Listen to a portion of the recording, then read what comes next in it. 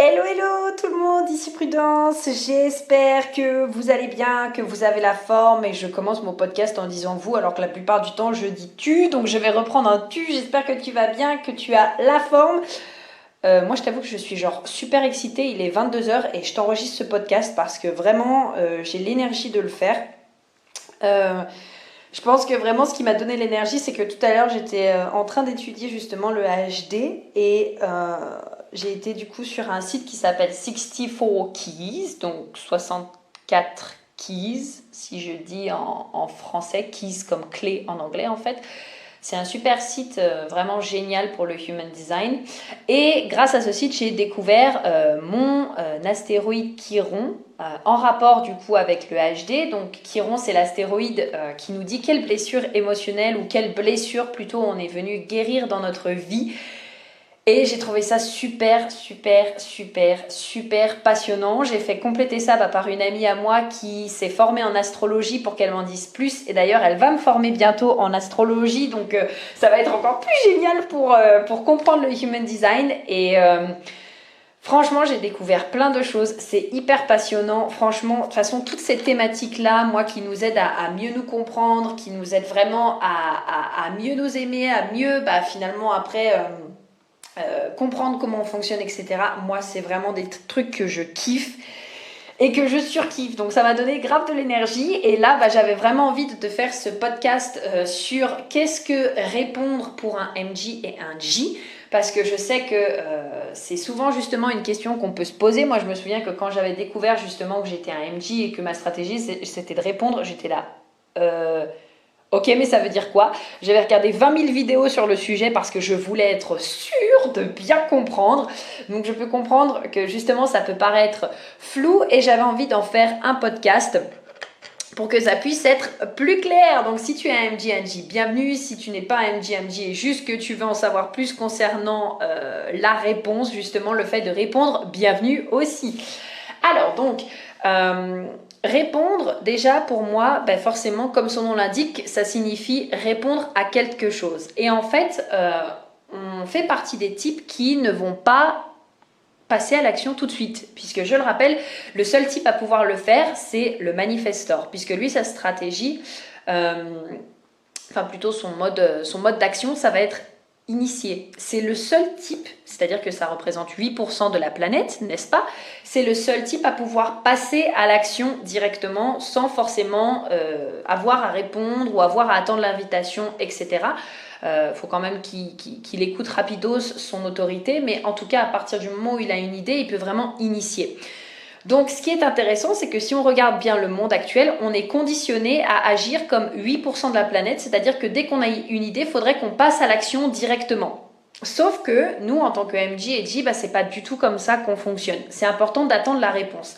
Et donc si je te fais une image pour que ce soit plus clair, par exemple, là où un manifestor va penser à un gâteau au chocolat qui va directement aller faire son gâteau au chocolat sans se poser de questions, AMG et AMG, ça va être plutôt ok, je pense à mon gâteau au chocolat, je me pose la question, est-ce que j'ai envie du gâteau au chocolat, oui ou non? Et là, je vois justement ce que mon corps va répondre. Alors en fait, je pense que tu vas te reconnaître, mais en général, en tant que MG et G, on fait souvent ce genre de petits bruits. Ou alors, tous ces petits bruits, en fait, moi, je sais que j'ai toujours eu tendance un peu à parler un peu comme ça, surtout quand j'avais la flemme de parler. Quand j'ai découvert le human design, ça a été vraiment la révélation parce que je me suis dit, mais en fait, c'est toujours des petits bruits que je fais. Je me souviens que je faisais quand je disais oui et quand je disais non, par exemple.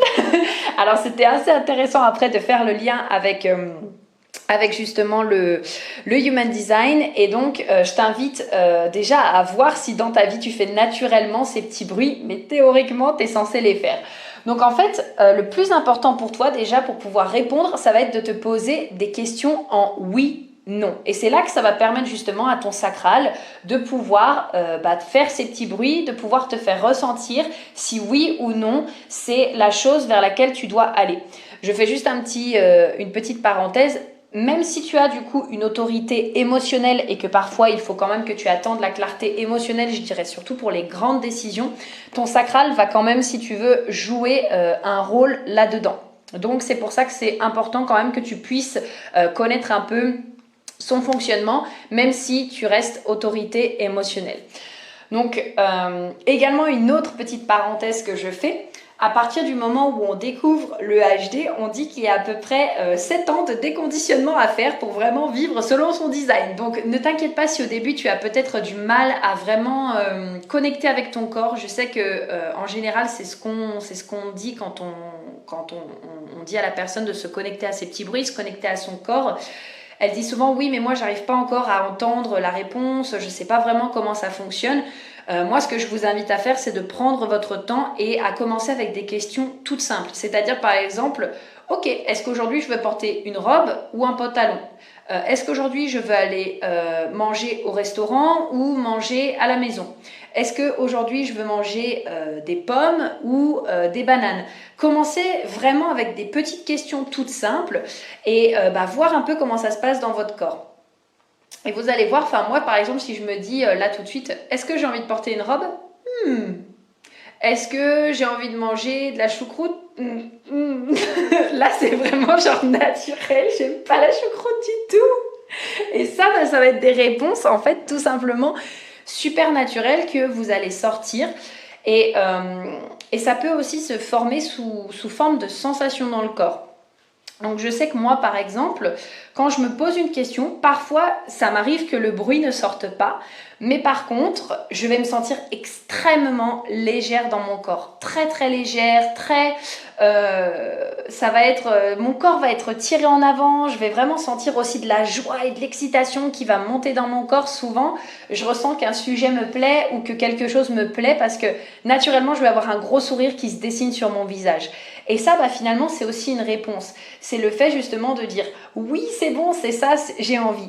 Tandis que quand ça va être plutôt un non, ça va plutôt être un peu un mouvement de recul, un peu un mouvement. Là, le visage va peut-être se fermer, va peut-être se crisper, ça va être très lourd dans le corps.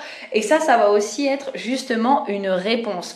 Donc, si des fois, tu te dis « oui, mais moi, je ne fais pas forcément ce petit bruit », essaye de voir si quand tu te poses la question, par exemple, naturellement, tu vas plutôt t'ouvrir, tu vas te sentir plutôt légère ou alors est-ce que tu vas plutôt justement te sentir un peu écrasée, un peu lourde. Donc bien sûr, pour répondre, déjà te poser les questions oui-non à toi-même. C'est vraiment important de te poser des questions fermées parce que si je te demande ok, qu'est-ce que tu veux boire, ton sacral en fait ne peut pas répondre. Et je sais pas toi comment tu te sens par rapport à cette question, mais moi je sais que j'ai toujours bloqué là-dessus. Quand on me demande qu'est-ce que tu veux boire, je me dis toujours ok, je sais pas, t'as quoi en fait. Je suis pas capable de dire une autre réponse que t'as quoi parce que on m'a pas dit ok, est-ce que tu veux boire de l'eau ou du sirop par exemple. Et également, maintenant je me rends aussi de plus en plus compte quand on me demande par exemple quoi de neuf, j'ai extrêmement de mal à répondre à cette question. Je pense que c'est dû aussi au fait que mon ajna et ma couronne soient non définis, donc j'ai du mal vraiment à savoir qu'est-ce qui est intéressant, qu'est-ce que je peux dire, qu'est-ce que je peux pas vraiment dire. Mais il y a aussi ce fait que justement, c'est pas une question fermée. Par exemple, c'est pas ok, comment ça va en ce moment dans tes relations personnelles, ou alors comment ça se passe en ce moment justement dans ton milieu professionnel. C'est pas des questions fermées et du coup, j'ai du mal vraiment à me dire ok, est-ce que je parle plutôt de ça, est-ce que je parle plutôt de ça, qu'est-ce que je dis, etc. Donc je t'invite déjà vraiment pour te connecter à ton sacral et pour pouvoir répondre à te poser des questions fermées et à expliquer à ton entourage aussi que tu as besoin qu'il te pose des questions fermées. Ok ?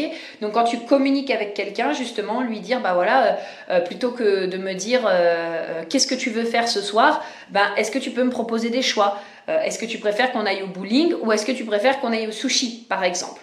Ok, et comme ça va vraiment toi t'aider et ça va t'entraîner. Et je t'invite vraiment, quand tu vas en parler à tes proches, à ne pas hésiter à leur demander justement de te poser des questions fermées quand toi tu as du mal à connecter avec ton sacral pour voir quelle est la première réponse qui sort. J'ai une coachée qui est generator qui fait ça. Elle me dit des fois je me pose les questions moi-même, puis quand je vois qu'il y a un peu d'hésitation, que j'ai du mal à répondre justement à cette question, je demande à mon chéri que lui me pose les questions et je vois la première réponse qui sort en fait. Et quand parfois c'est l'autre personne qui nous pose la question, ça va être beaucoup plus instinctif parce que c'est pas nous-mêmes qui nous posons la question. Donc je t'invite vraiment à faire ça. Et puis dans la vie de tous les jours, qu'est-ce que ça donne répondre ? Parce que c'est bien de se poser des questions, mais si par exemple toi aussi tu es entrepreneuse, comment ça se passe ? Parce que forcément que c'est pareil, avant de créer un produit, ça va être important que tu attendes ta stratégie qui va être de répondre. Alors déjà, ce que je t'invite à faire, et encore plus si tu es un Manifesting Generator, c'est qu'à partir du moment où tu as une idée, tu fais pause. Vraiment, tu fais pause parce que le souci, ce qui va se passer, c'est que je dis surtout pour les Manifesting Generators, ça vaut quand même aussi pour les Generators, bien sûr. Mais en tant que MG, comme on aime que tout aille très très très très vite, la plupart du temps, on va avoir une idée, on va se dire ça y est, je vais la mettre en place et on va pas prendre le temps de réfléchir. J'ai une amie à moi, pareil, elle est comme ça. Elle est MG aussi et je sais que dès qu'elle a une idée, boum, elle la met directement en place et après, encore une fois, elle rentre dans le cercle du MG qui souvent va trop vite et après est obligé de revenir en arrière. Alors c'est comme ça qu'il apprend, mais personnellement, depuis que j'ai découvert le Human Design, j'essaye vraiment de me forcer un tout petit peu à attendre davantage, à vraiment me poser des questions et à attendre des réponses de la vie pour éviter justement d'avoir tout le temps à revenir en arrière, même si ça m'arrive encore des fois. Et puis créer vraiment quelque chose et mettre mon énergie dans quelque chose qui en vaut la peine.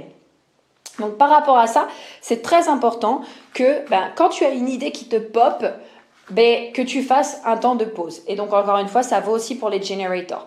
Je t'invite même, pourquoi pas, à noter ton idée quelque part et la mettre un peu de côté en fait. C'est-à-dire que moi, ça m'arrive souvent, j'ai tout le temps un calepin ou alors en tout cas quand j'ai une idée, par exemple quand je me balade, etc., je m'envoie un message sur Messenger, boum, je note et après je passe à autre chose et je me sors l'idée de la tête. Comme ça m'évite de la créer tout de suite.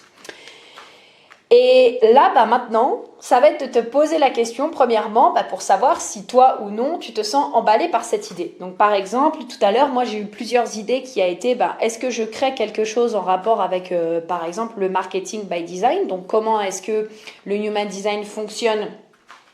Comment est-ce que tu peux faire ton marketing en fonction de ton type, plutôt?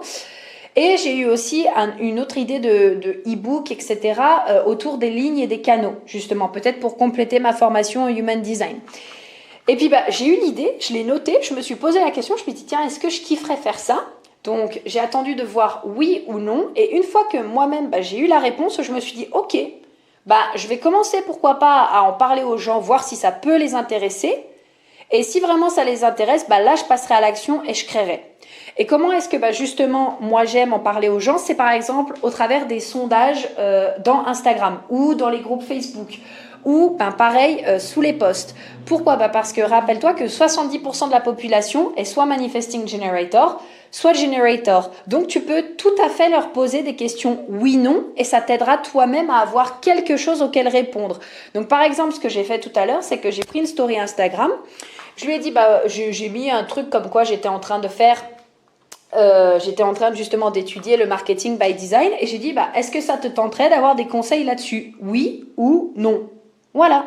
Et ça me permet de voir un peu est-ce que vraiment ça vaut le coup que je mette mon énergie, parce qu'il y a des personnes qui justement me demandent et répondent justement par rapport à ça. Et si là j'ai de la demande, là ça va être vraiment un gros oui, puisque mon sacral aura dit oui, il y aura également la demande et là je pourrais du coup passer à l'action et je sais que je ne mettrai pas mon énergie inutilement dans autre chose, dans quelque chose qui ne portera pas ses fruits.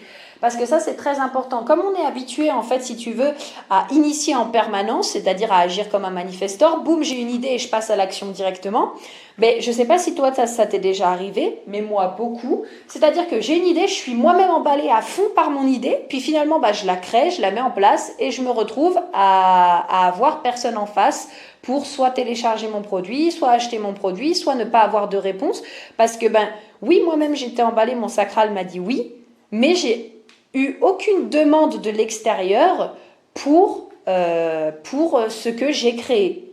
Et là, c'est génial si ça t'emballe toi, mais si finalement, dehors, personne n'a besoin de ton produit ou personne n'a besoin de ton service ou de ton cadeau gratuit, etc., finalement, l'énergie que tu as mis là-dedans, ça n'a pas servi à grand-chose, à part, forcément, tirer une leçon de ça. Surtout, si tu as un 3 ou un 6, forcément, tu avais besoin de vivre ton expérience.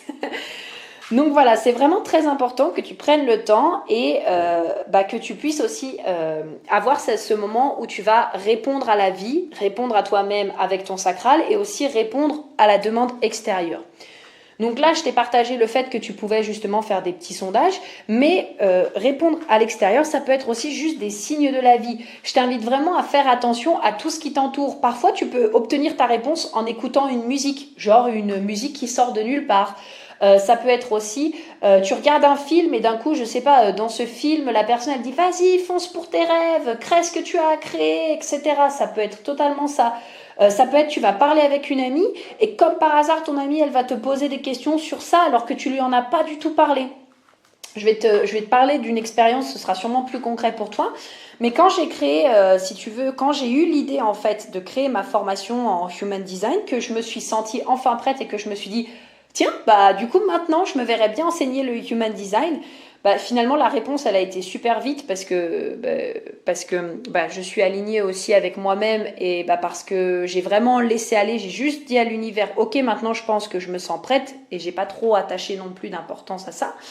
Le jour même, j'ai une amie qui m'a demandé de la former en Human Design et une autre amie qui m'a contactée pour savoir si je connaissais quelqu'un qui avait une formation sur le sujet. Et ça, c'est des réponses. Tu vas répondre à une demande, en fait. Tu vois ?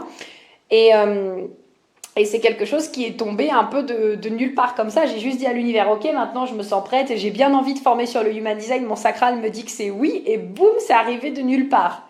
Donc parfois, te dis pas non plus que parce que tu dois répondre, forcément ça va être long, ça va prendre du temps. Enfin moi je vais te dire, j'ai les réponses qui sont extrêmement rapides. La plupart du temps, je les ai dans la journée. Ou vraiment quand j'ai besoin de réfléchir à certaines choses, ça peut prendre plusieurs jours, mais j'ai vraiment appris justement à être patiente et à pas tout créer non plus dans la volée vite fait bien fait ou vite fait mal fait, et vraiment justement à être patiente et à attendre au fur et à mesure d'avoir les réponses pour justement pouvoir vraiment créer quelque chose qui sera utile en fait. Donc du coup, voilà par rapport à ça. Je t'invite vraiment à lâcher prise une fois que tu as lancé ton idée un peu dans l'univers et que boum, ton sacral te dit que toi, il est d'accord, tu verras que tu recevras la réponse de l'extérieur, je pense, vraiment très rapidement et que tu vas pouvoir toi-même te créer des réponses, justement, comme je te le disais tout à l'heure, au travers de sondages. Donc voilà, écoute, je pense que je t'ai tout dit sur le fait de répondre. J'espère que ça a été bien clair. Si tu as des questions, tu sais que tu peux venir me les poser notamment sur mon compte Instagram, je t'avoue, à @prudence.cetour, CEDTOUR. Ça me fera trop plaisir justement qu'on puisse échanger ensemble sur le sujet. Et puis écoute, je te souhaite vraiment une excellente journée ou une excellente soirée. Et on se dit à très vite pour un prochain podcast.